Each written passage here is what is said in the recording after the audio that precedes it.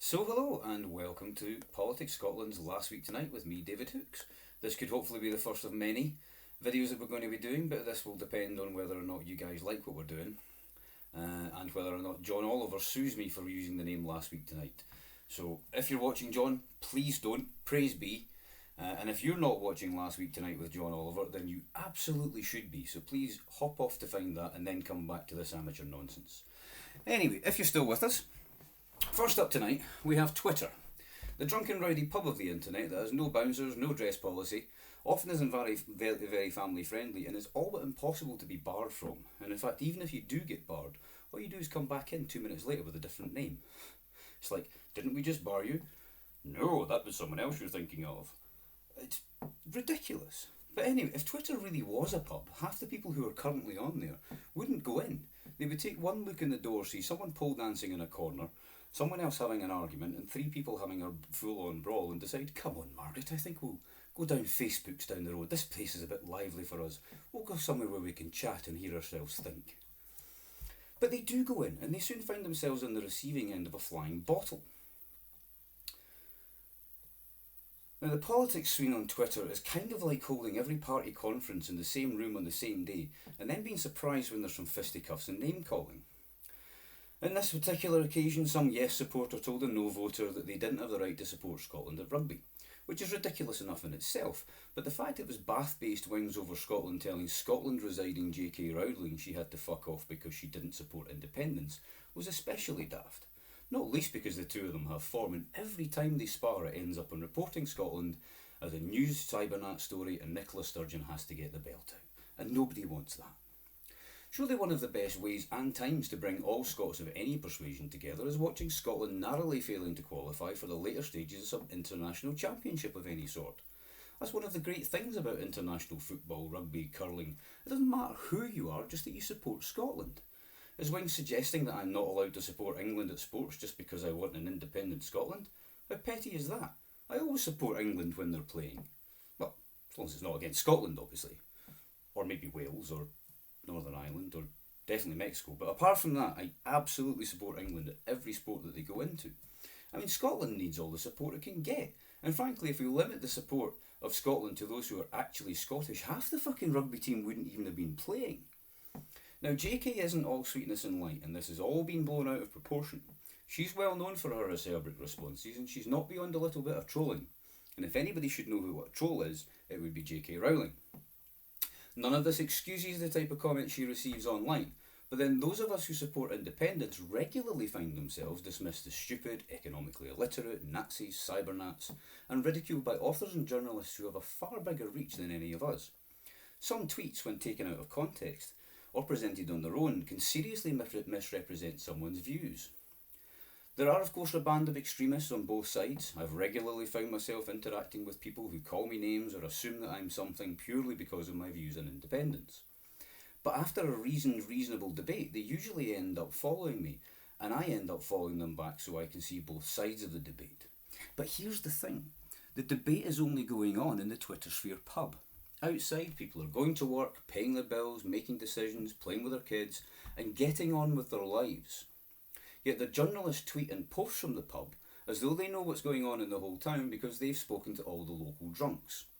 It's time for some people to recognise that Twitter is a worldwide public forum, and no matter how ridiculous it is, tweets matter, and the wrong one can land you in deep, deep trouble. As one person who posted a particularly vile tweet about Ruth Davidson found out.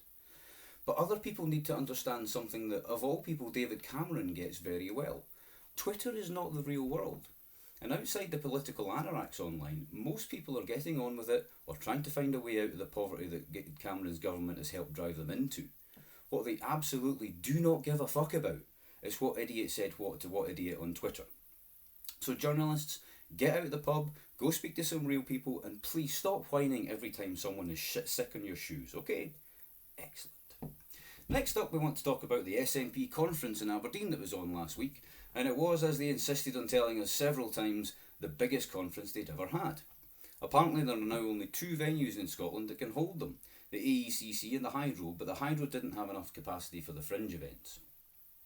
There were lots of motions, some on contentious issues, some on uncontentious issues, such as support for women, supporting autism in the justice system, fair work in the living wage, and calling for a fairer Scotland, as well as again calling for 16 and 17-year-olds to be given the vote in the upcoming EU referendum. Most of these motions had no opposing speakers and were passed by acclaim, which means clapping, and for once the SNP didn't get in trouble for clapping. But there were plenty of red hands in the hall. Isabel Hardman of The Spectator wrote an article about the people who were attending, remarking how normal they all are. This, of course, provoked some shouting from the corner of the bar of, "What did you expect us all to be, nutters?" says the drunken nutter. But what she was really saying was that something that may be self-evident, but is in fact genuinely interesting. Up until recently, any SNP conference would have had a far higher ratio of the Scottish resistance types than this one, purely on balance of numbers. But what Isabel, can I call you Isabel? What Isabel was saying was that at the rest of the party conference she had seen far more crazies than there appeared to be at the Aberdeen meeting. I mean, it was almost like a fashion show. There were people there who were being seen to be seen there. There was even SNP shoes. There were a couple of seemingly crazy people there, and they were holding a protest. Now, 3 people on one megaphone doesn't a protest make, but when you bring a giant inflatable rat to the party, you tend to raise some eyebrows. Now, these were protesters from Nicola Sturgeon's own constituency, and what they were actually protesting about is a real issue to do with rat infestation in some private rented houses in Govan. They claim she's known about this for years, and yet the council has done nothing, although until recently it was a Labour-run council. But beyond blaming the councils, the fact is that the Scottish Government had a chance to require landlords to adhere to specific standards, and they have not done that. There was talk of it in some of the fringe meetings, but there was not one motion on private rented accommodation and raising the standards for landlords to meet. Now, those who are most in need of quality accommodation can find themselves in old, damp flats with inadequate heating. If you're trying to do your homework in those conditions and you add on a couple of rats running around the place, then that's not exactly going to be conducive to getting your highest mark. So if the SNP are serious about closing the attainment gap, and we know they are, then tackling poor quality housing in the private and public rented sectors is something they should be spending much more time discussing and acting on. Another issue that wasn't discussed was the potential for an Indie Ref 2. Now, the timing of a second independence referendum, Nicola Sturgeon has always said, will be down to the Scottish people. It seems now that that will come in the form of telling her through opinion polls, and that she would then need to put that question to the people. She said previously that the legal process to hold a referendum would be that a party would have to put the issue in a manifesto, have that voted on, and then hold a referendum, assuming they won a majority. What she now seems to be suggesting is that the manifesto will give her the wiggle room to call a referendum as and when she feels the time is right, most likely within a relatively short time frame of calling one, perhaps only a 3 or 4, 6 month campaign. Choosing when to go for that referendum is like asking someone when they come round if they want anything to eat. If they say no thanks, I'm not hungry just now, and you ask again after a couple of minutes, they are likely to think, fuck off, I said I'm not hungry. Better to wait until they decide they're peckish and ask you. What Nicola Sturgeon is worried about, though, is finding them decide that you should have asked again and buggering off down the local Wetherspoons. Speaking of things that are toxic, fracking was one of the few genuinely contentious issues discussed at conference, with land reform being the other. On both occasions, party members seemed to tell the leadership that they were not going far enough. Not everyone in Scotland is against fracking, but the general consensus is that a majority don't want it at all, no matter what the financial benefits may be. And don't be fooled, there is no shale oil or gas boom to be found in fracking the Central Belt. Ineos may well be keen to get drilling, but other oil companies don't see the Scottish shale industry as being particularly financially viable. Public mood is instinctively against drilling a few kilometres below your house and pumping millions of gallons of drinking water and carcinogenic chemicals into the rock, with the specific intention of fracturing it and hoping to extract the gas and the oil that's released. Now, call me crazy, but I don't really like that idea. Many will say it can be done safely, but that's not a piece of terminology that any scientist would ever use. You may be able to claim that it can be done with a minimal risk. You can say that the risk of contamination of the water table is low, or the rate of spills is low. For example, the recent EPA report from the USA showed that a range of spills from 1 per 100 wells up to 12 spills per 100 wells in Pennsylvania in a given year. It's also worth remembering that the water used in fracking is often fresh water, which would otherwise be suitable for drinking water, Now, yes, recycled hydraulic water is used, but once water's been used in fracking, it is lost forever to humans and animals for drinking due to the nature of the chemicals in it and their solubility. We also have no way of knowing where that water will eventually end up.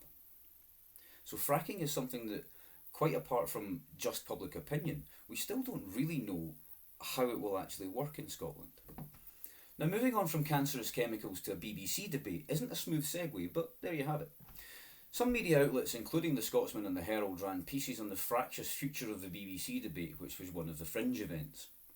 Fiona Hislop was there on behalf of the government, and although she had some gentle rebukes for the BBC, she pretty much refused to criticise them. That was left to an audience that was a mix of those who were genuinely interested in the way the BBC reflects Scotland, and those who simply wanted to complain that Andy Murray is only available on Sky TV and the weather map isn't at the right angle. You can guess which ones took prominence on the news outlets' websites. The BBC rep was questioned on the fact that the BBC News Scotland site only had the announcement from John Swinney of a £97 million contract for Ferguson Shipyard being number 10 on the page. He didn't answer. In fact, there were very few answers from the panel, and the audience were more upset about that and the lack of any recourse than whether the BBC had Scottish football on it or not. One lady pointed out that it had taken her a whole year to get through the BBC complaints process, which seemed designed to make people lose the will to live rather than see a complaint through to its conclusion. Imagine trying to see a complaint through for a whole year. How much do you have to care? Most people can't even get past 5 minutes waiting for the phone to be picked up. But anyone in the SNP or who supports independence and expects the BBC to support either of them needs to have a look at what the first B in BBC actually stands for. It is the British Broadcasting Corporation. It is a state broadcaster, which is broadly supportive of the government of the day. Now, all sides of the political debate will accuse the BBC of bias at some point or other, because sometimes bias is in the eye of the beholder. But when you look at it in the round, the general tone of the BBC output is to support government policy and not rock the boat too much. They are never, ever, ever going to support independence or advocate the SNP, nor should they. They are supposed to be impartial and balanced, but they aren't, so deal with it. If you want to look for different news sources, please do so, but if anyone tries to take Doctor Who away from me, they're going to have a fight on their hands. The answer seems simple. Devolve all decision making for BBC in Scotland to Scotland, and have Scottish producers, commissioners and editors, or at least those who live in Scotland and work in Scotland, not necessarily from Scotland, to make decisions about what they make and what they put on the air. Whether that will be enough to convince the 50% of the voting public who disagree with the general output of the BBC News to come back is doubtful, but it's certainly the only way they can hope to make a difference. And finally tonight, finance and funding of the NHS. Now, so some discussions took place on the Daily Politics show from, you guessed it, the BBC, with Andrew Neil, the UK's Walter Cronkite wannabe. He took his usual sharp mind and used it to stab Stuart Hosey, the SNP deputy leader and finance spokesman at Westminster, squarely between the shoulder blades. Now, quite why he chose to quiz him on areas outside his brief only Andrew would know, but it's likely that it was so that Andrew could appear to know more than Mr Hosey and hence continue the unfortunate moniker of Dozy Hosey. Now, the point that Andrew was making was that NHS spending has only increased in real terms in Scotland by £300 million since 2008-2009. Now, that doesn't seem to fit with the fact that spending is currently £3 billion higher than it was in 2008-2009, so we have to take a little bit of a look at those figures. Now, the Scottish NHS budget in 2008-2009 was 9.6 billion, the year before 9.1. Now, the total government expenditure was 33.5 billion. That's total expenditure, taking into account the annually managed expenditure as well as the fiscal DEL and the capital DEL. If you're not sure what those are, please look them up. It's very confusing stuff, but basically the fiscal DEL is the thing that you can spend on. The capital DEL is things that you can spend on, say for example, building a hospital or a road. It's an investment. And then you have the annually managed expenditure, which in this case usually is for paying for pensions. So out of that 33.5 billion, that means that 28.66% of the total was spent on the NHS. But 14.4 billion was set aside for local government. So out of the 19.1 billion, that means 50% of the discretionary budget was spent on the NHS. These figures include the AME. Now in cash terms, the budget for 2015-16 was projected at 12.1 billion, although it's fair to say that the year previously it was also supposed to hit 12.1 billion, and it's now been agreed by almost everybody that it has indeed hit the 12 billion mark in cash terms, which is more than than when the SNP took over. So it's kind of difficult to figure out how 3 billion becomes worth only 300 million, but we'll get there. Now in the 2015-16 budget, in 2015-16, the budget of 12.1 billion is set against a fiscal DEL, that's the department expenditure limit, of 30.1 billion. That means 40.2% of the DEL budget, or if we're being generous, include the AME, which brings total spending to 37.53 billion, which is still 32% of the budget that the Scottish Government has any control over. And since the AME budget is only normally used for public services, pensions, etc., it's much more appropriate to actually use the 40% figure. But we'll stick with the 32, and that's fiscal and capital together. The only way to get to the 17.3% figure, which was quoted on the programme as Scotland's spending as a proportion of its income, spending on NHS as proportion of other spending, is to use it against the entire GERS budget, which includes all the money which is spent on behalf of Scotland, which is money out with the control of the Scottish Government. So we can see that as a share of the block grant, the money that we control spending on, NHS spending, has increased from 28.6% in 2008-2009 to 32% in 2015-16. That's a 3.6% increase. Now Andrew quickly shifted from talking about from 2008-2009 to talking about the last 5 years. And we know that NHS spending in England did not increase year on year in real terms, despite what may have been said in rhetoric. It actually fell in 2009-2010 and 2010-2011 by 0.7% in real terms.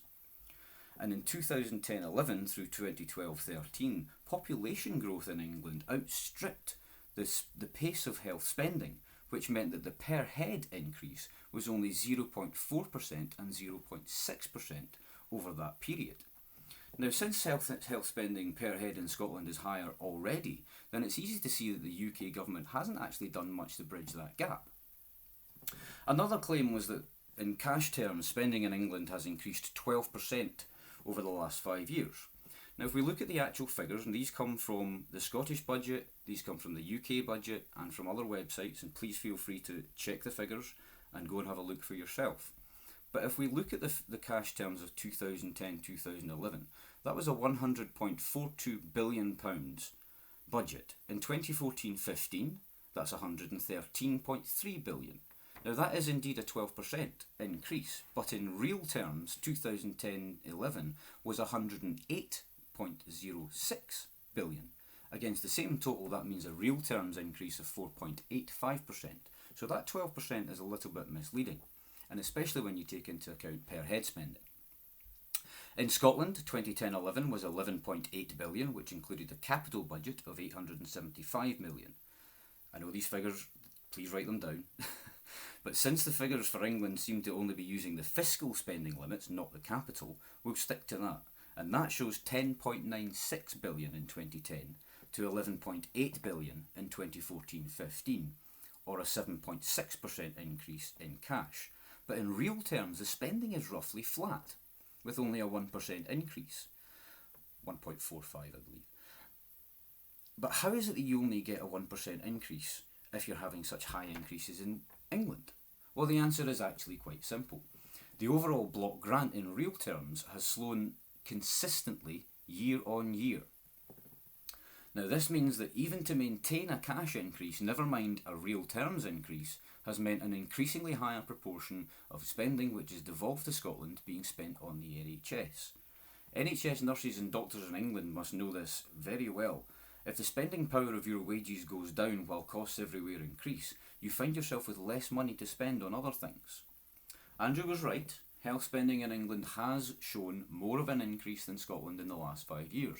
but Scotland's overall budget has gone down in real terms. Maintaining and increasing spending on the NHS during that period has seen Scotland move from spending 28% of its discretionary budget on health to 32%, or if you use the slightly more representative figure, 40%. That's far higher than the quoted 17.3%. However, these are the figures Andrew used. But one final thing before we move on is that Andrew didn't talk about private healthcare spending in England, which currently stands at 6% of the total. Now, if we look at the fiscal budget of 2014-15, Andrew claimed NHS spending had gone from 19% of government spending to 20%. If we strip out that 6% private spending, that means although healthcare spending by the NHS was 108.3 billion, the money spent on the NHS is only 101 billion. So far from spending 20% of a totally managed expenditure, England actually only spends 15.5%, which is below the 17.3% quoted. Another thing that Andrew wanted to bring up was the Queen Elizabeth Hospital in Glasgow and the fact that it had only managed to reach 77% of patients within the 4-hour limit. Now let's just remember what this 4-hour limit means. The 4-hour limit isn't how long it takes you to be seen, it's how long it takes you to be seen.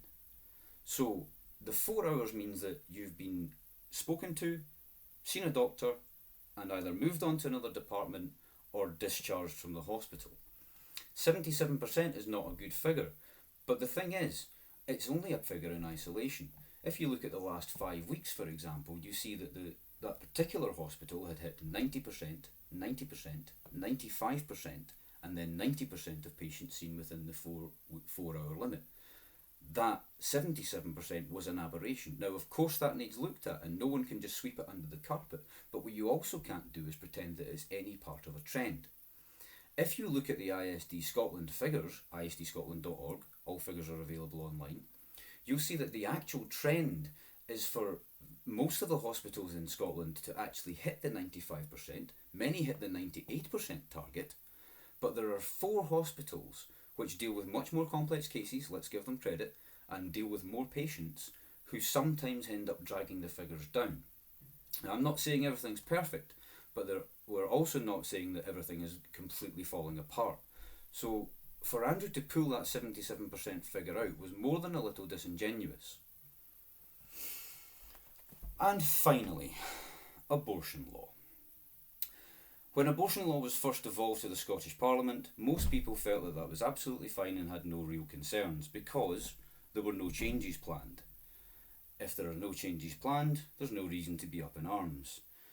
But Bible John Mason from the SNP, as he's known within the party, has decided to raise a motion in Parliament where he's calling on us to find a balance between the rights of the fetus and the rights of the mother. Now, for me, the language of using find means we haven't already found. Personally, as far as I'm concerned, as far as many women's groups are concerned, we absolutely have found the balance right now and things do not need to change. Now, we have to remember that this is not the United States and that any opinion on abortion should be based not on what a book from 2,000 years ago says, but what scientists say from now and from the current evidence that's available. So while that hasn't changed, let's not change the law. And let's always keep religion out of politics. Thank you very much for watching. Hope you enjoyed it. Hope it wasn't too much of a shambles. And if you'd like to see more, please leave some comments. Thank you very much. Goodbye.